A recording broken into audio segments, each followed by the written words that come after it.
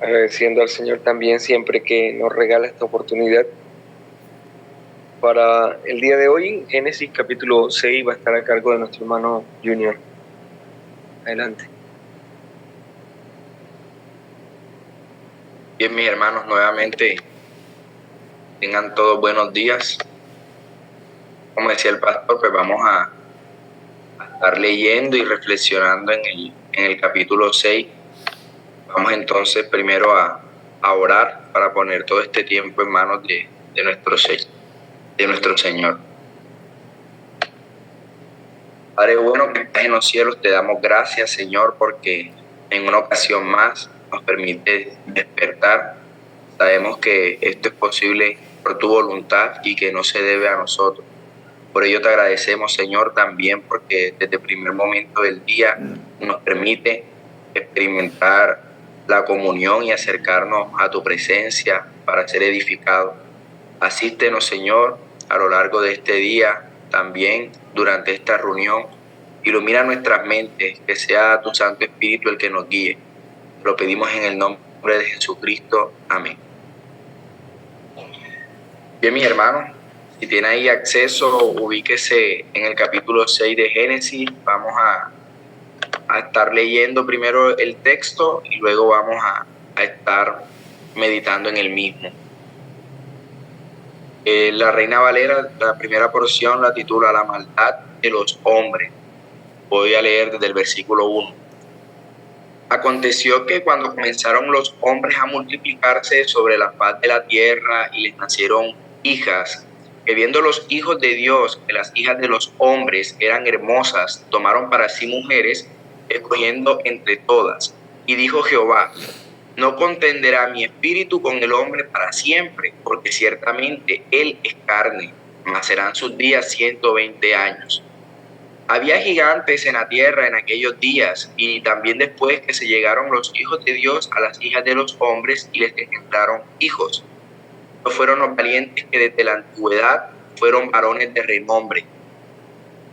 Y vio Jehová que la maldad de los hombres era mucha en la tierra, y que todo designio de los pensamientos del corazón de ellos era de continuo solamente el mal. Se arrepintió Jehová de haber hecho hombre en la tierra, y le dolió en su corazón. Y dijo Jehová: raeré de sobre la faz de la tierra a los hombres que he creado, desde el hombre hasta la bestia y hasta el reptil y las aves del cielo, pues me arrepiento de haberlos hecho. Pero Noé halló gracia ante los ojos de Jehová. El versículo 9 en adelante nos hablan de cómo Noé construye el arca. Versículo 9. Estas son las generaciones de Noé. Noé, varón justo, era perfecto en sus generaciones. Con Dios caminó Noé. Y engendró Noé 3 hijos, a Sem, a Cam y a Jafet. Se corrompió la tierra delante de Dios, y estaba la tierra llena de violencia. Y miró Dios la tierra, y he aquí que estaba corrompida, porque toda carne había corrompido su camino sobre la tierra. Dijo pues Dios a Noé: he decidido el fin de todo ser, porque la tierra está llena de violencia a causa de ellos, y he aquí que yo los destruiré con la tierra. Hazte un arca de madera de gofer, harás aposentos en el arca, y la calafatarás con brea por dentro y por fuera. Y de esta manera lo harás: de 300 codos la longitud del arca, de 50 codos su anchura y de 30 codos su altura. Una ventana harás al arca y la acabarás a 1 codo de elevación por la parte de arriba. Y pondrás la puerta del arca a su lado y le harás piso bajo, segundo y tercero. Y he aquí que yo traigo un diluvio de agua sobre la tierra para destruir toda carne en que haya espíritu de vida debajo del cielo. Todo lo que hay en la tierra morirá. Mas estableceré mi pacto contigo, y entrarás en el arca tú, tus hijos, tu mujer y las mujeres de tus hijos contigo. Y de todo lo que vive, de toda carne, 2 de cada especie meterás en el arca, para que tengan vida contigo, macho y hembra serán. De las aves según su especie, y de las bestias según su especie, de todo reptil de la tierra según su especie, 2 de cada especie entrarán contigo, para que tengan vida. Y toma contigo de todo alimento que se come y almacénalo y servirá de sustento para ti y para ellos. Y lo hizo así Noé. Hizo conforme a todo lo que Dios le mandó. Bien, mis hermanos, este capítulo contiene versículos que han generado mucha controversia en el círculo cristiano. Dentro de esas controversias, de las más destacadas tenemos, primero, por ejemplo, la que aparece en el versículo 2, cuando nos hablan de los hijos de Dios. Algunos dicen que los hijos de Dios mencionados en el versículo 2 son ángeles. Ángeles que tuvieron relaciones sexuales con humanas, que abandonaron su posición, engendraron luego seres con capacidades extraordinarias en contraste a las nuestras. Otra controversia es que en el versículo 3, Dios dice de los hombres, mas serán sus días 120 años. Sin embargo, si nos adelantamos a algunos capítulos, veremos que varios personajes vivieron más de 120 años. Entonces, ¿será que Dios, que no miente, se equivocó? Una tercera controversia aparece en el versículo 4, el cual comienza diciendo, había gigantes. Hay una interpretación de que estos gigantes son el resultado de ese cruce entre seres angelicales con la raza humana y que por ello surgieron estos seres de un tamaño y de una fuerza gigante y excepcional.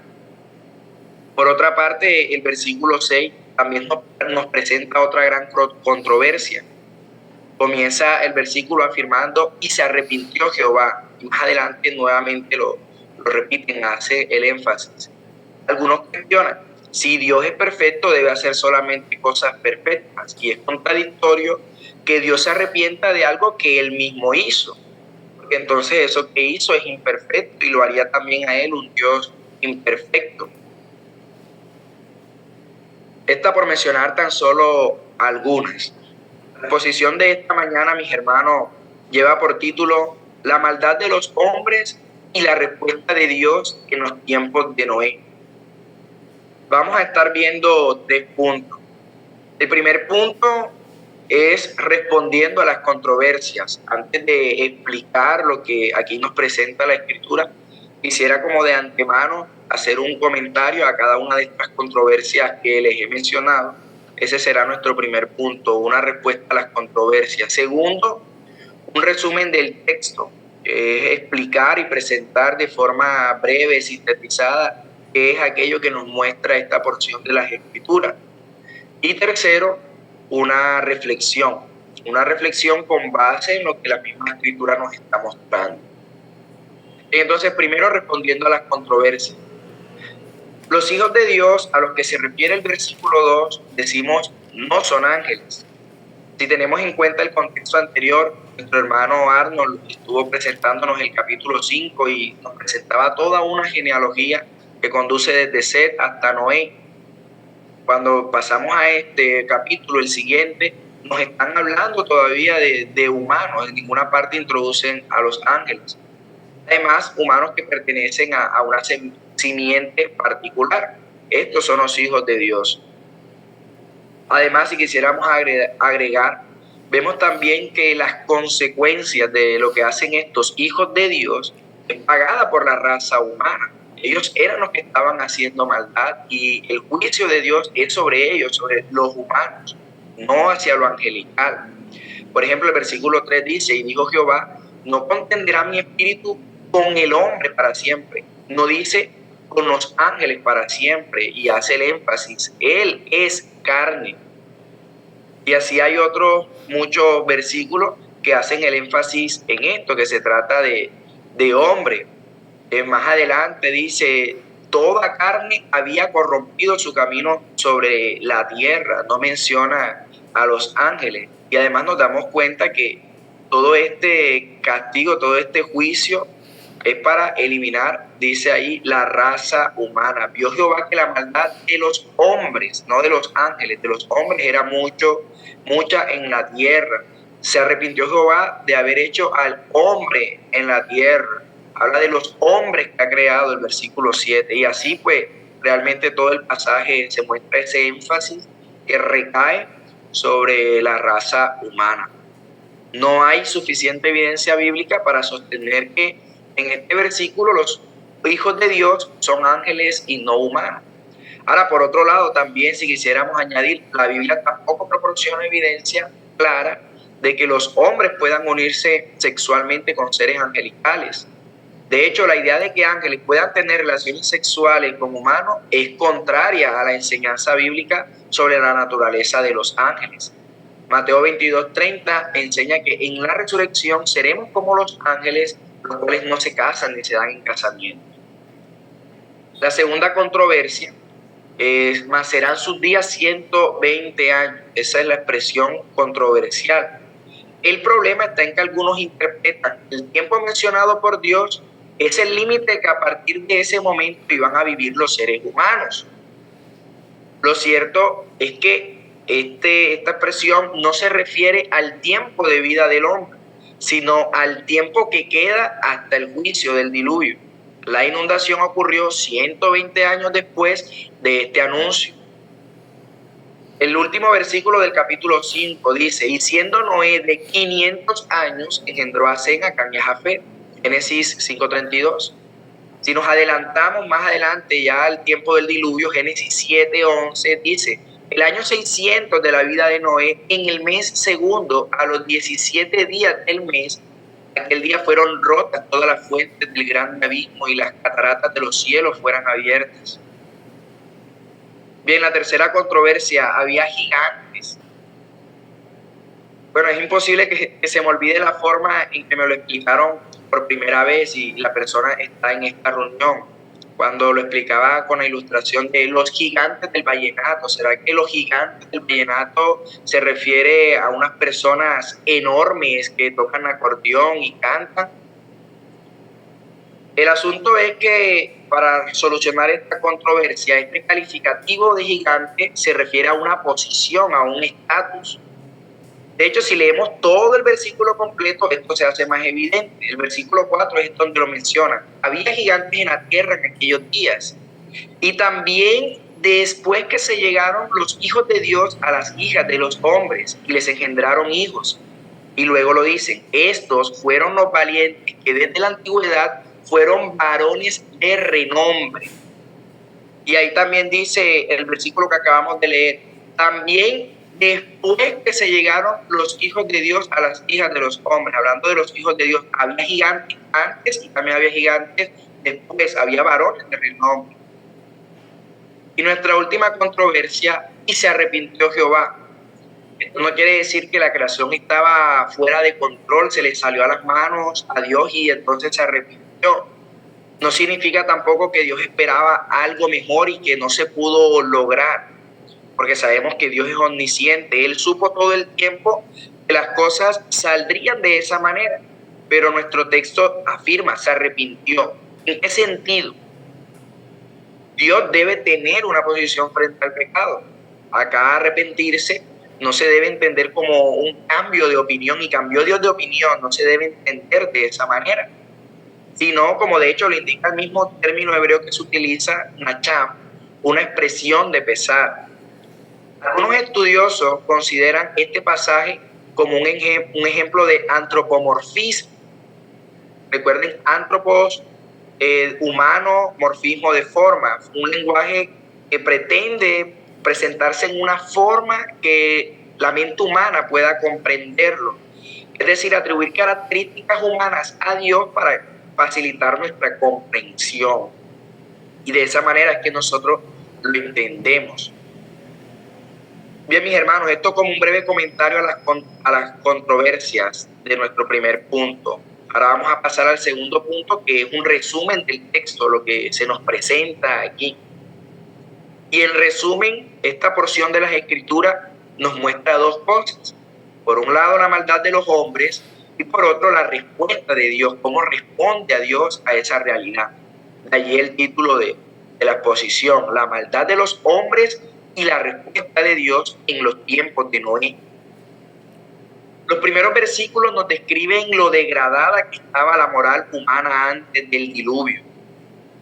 Y la descripción que allí se hace en el pasaje es bastante clara. La maldad era mucha sobre la tierra, los corazones estaban perdidos. Mateo 24, de hecho, utiliza este evento para explicar la antesala de la segunda venida. Mateo 24, 37. Mas como en los días de Noé, así será la venida del Hijo del Hombre. Porque como en los días de Noé, antes del diluvio, estaban comiendo y bebiendo, casándose y dando en casamiento, hasta el día en que Noé entró al arca, y no entendieron hasta que vino el diluvio y se lo llevó a todos. Así será también la venida del Hijo del Hombre. Por otro lado, este pasaje también nos muestra el actuar divino. Esto es lo primero que nos muestra el pasaje, una descripción de la corrupción en la que se encontraba la raza humana. Pero también vemos la respuesta o el actuar de Dios. Y en esta parte, por un lado vemos que hay un juicio de Dios, una posición de Dios hacia tanta maldad. Y su decisión es la destrucción de la vida en la tierra a causa de la maldad de los hombres. Pero en este actuar divino, por otro lado, también vemos la gracia y la misericordia de Dios. Dios decide salvar a Noé y su familia.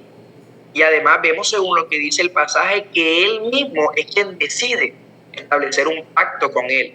De hecho, como cualquier otro pacto, no es que el hombre pacta con Dios, le promete algo a Dios y Dios le da algo a cambio. No, es Dios mismo quien se dirige al hombre por su necesidad. Lo dice el versículo 8, pero Noé halló gracia ante los ojos de Jehová. Un buen resumen de este capítulo, que es el objetivo de este segundo punto, sería, primero, la maldad del hombre sobre la tierra era mucha. Segundo, Dios decide erradicarlo. Y tercero, este versículo 8, pero Noé halló gracia ante los ojos de Jehová.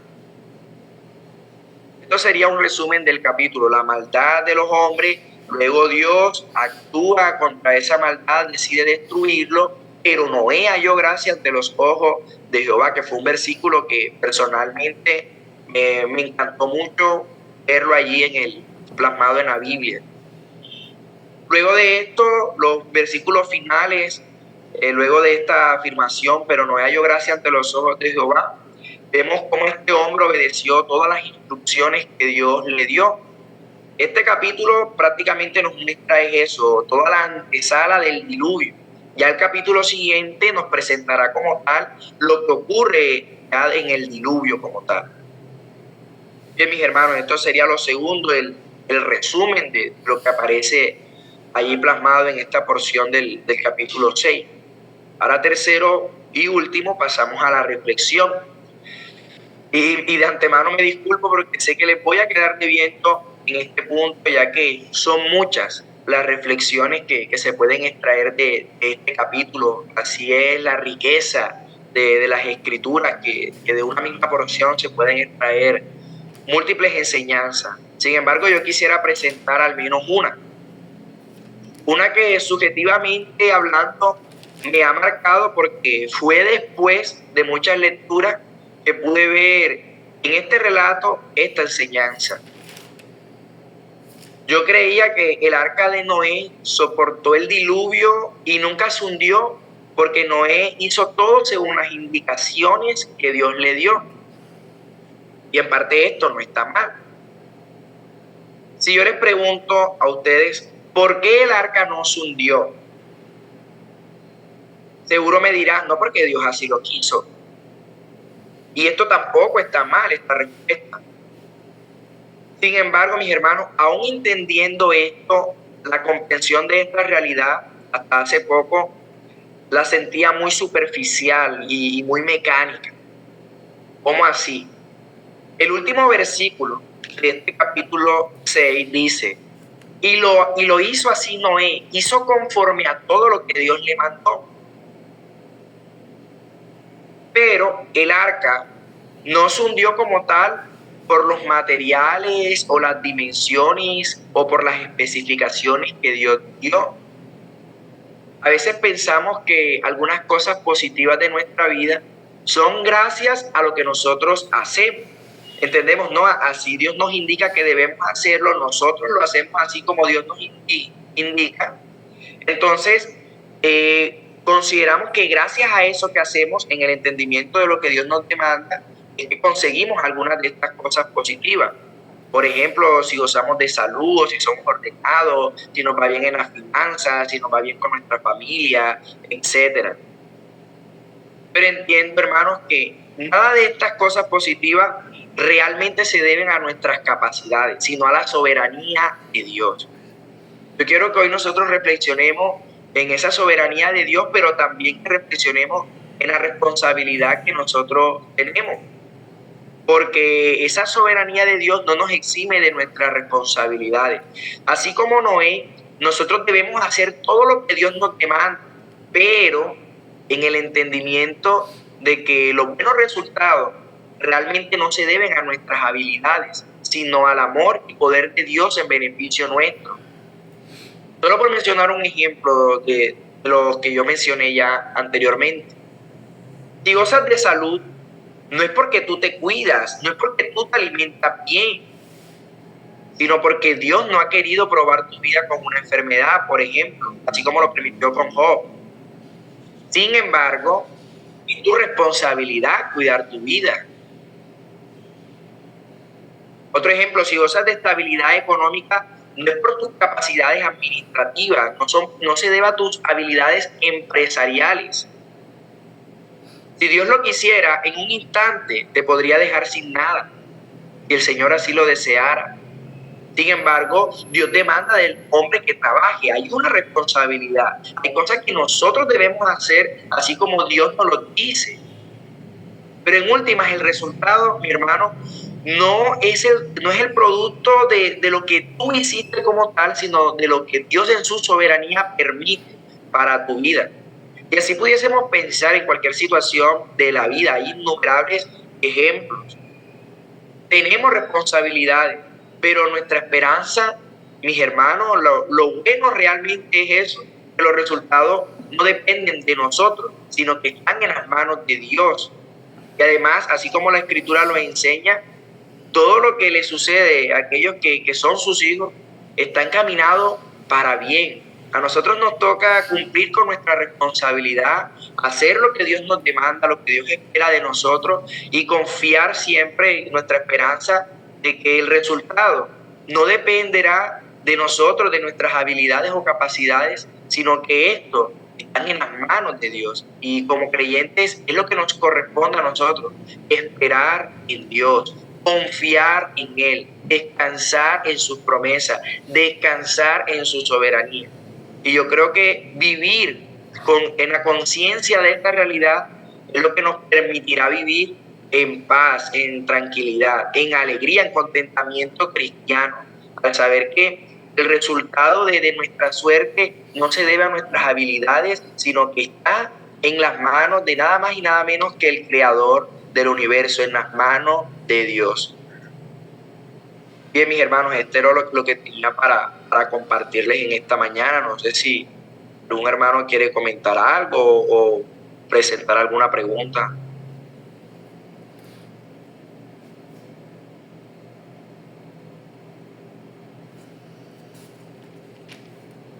Muchas gracias, Junior, y interesante que podamos entonces dar esos minutos para permitir si alguno tiene una pregunta en relación a estos textos que, como tú anunciabas, son un poco complejos. Entonces, si alguno de los presentes quiere hacer alguna pregunta sobre el pasaje, adelante, ya que Marquito está ahí. Hola, mi hermano. Sí, bueno. Adelante. Buenos días, hermanito. Junior, ahí en el versículo que habla de los 120 años, bueno, no sé si entendí mal, pero en la narración se habla de 100 años después, o de 120, cuando se le anuncia a Noé, que cuando se le pide a Noé que construya el arca y cuando viene el diluvio, ese lapso de tiempo. Ok. Es que no tengo la Biblia, no tenía la Biblia a la mano en su momento. Ya le estoy. aquí buscando, pero bueno, si puedes guiarme. El capítulo final, en el 5, versículo 32, dice siendo Noé de 500 años. Cuando leemos en Génesis 7:11, es decir, adelantándonos, dice, el año 600 de la vida de Noé, en el mes segundo.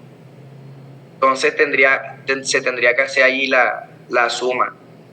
600, 100, en el mes segundo a los 17 días del mes. Dice que en aquel día fueron rotas todas las fuentes del gran David. Entonces, si uno, digamos, hace los números, la aproximación, coincide aproximadamente con esa fecha que el Señor presenta. Sí, lo que pasa es que ahí el capítulo 6 habla es de que, siendo Noé de 500 años, engendró a Sem, a Cam y a Jafet, ¿no?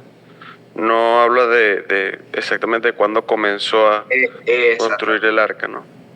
Ahí es como aproximaciones, lo que uno puede hacer son aproximaciones, pero basándonos en la expresión que aparece allí, nosotros podríamos decir que hay una coincidencia, o sea, teniendo en cuenta la última fecha que nos mencionan de Noé y además que ya ellos estaban más grandes.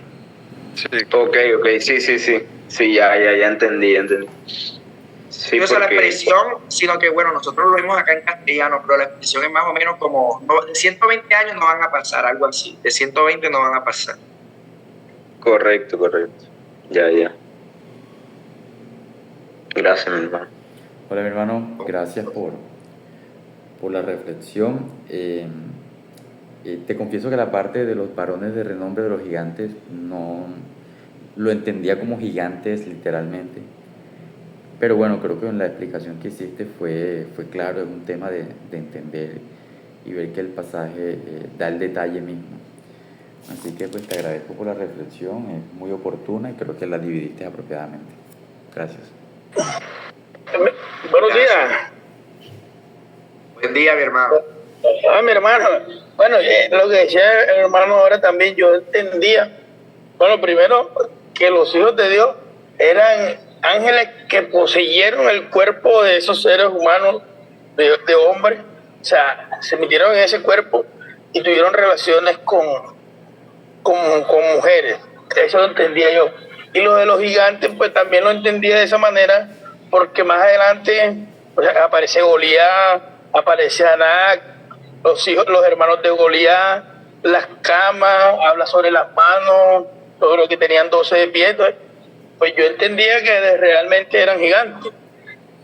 No sé si esos textos también se toman fuera de lugar o qué.